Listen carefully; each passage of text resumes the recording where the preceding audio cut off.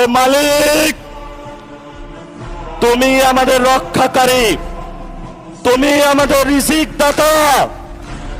যারা এই বাংলাদেশে জনগণ 17 বছর অপেক্ষা করেছিল, আমাদের অধিকার ছিনিয়ে নিয়েছে, হত্যাকারীর মাধ্যমে ভাইদেরকে হত্যা করেছে।